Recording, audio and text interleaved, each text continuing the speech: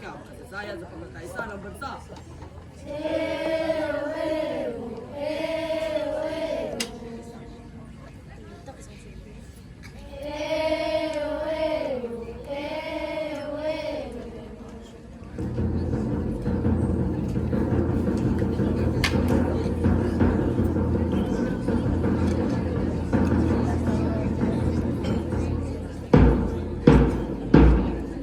Yan ang ating dakilang kasaysayan.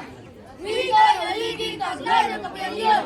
Sa bibig nilako-lako, sigaw ng paglaban! Sigaw! Sigaw! Sigaw ng paglaban! Labanan! Laban! Labanan! Hindi mo salita!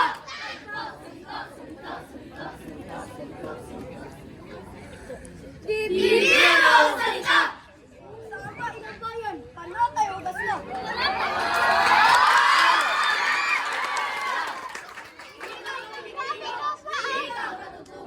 Sandatang pagkultura, laban sa dayo. Titig ng ating alpabeto. May iba't naman sining. Habi na kasasarang dugong isinulat. Dito ang guslong nangalat ng liga.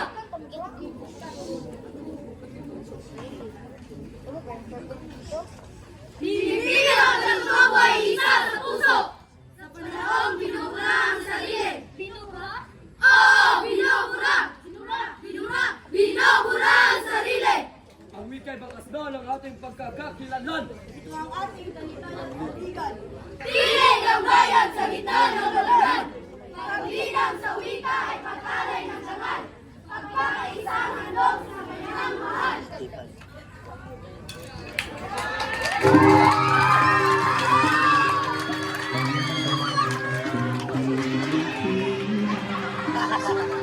Lupang nandito tulad pag-ibig na sa kanyang pangalan nag-alay ng kandak-dilan at sa kanyang lumi at ganda dayuhan ay naabilan.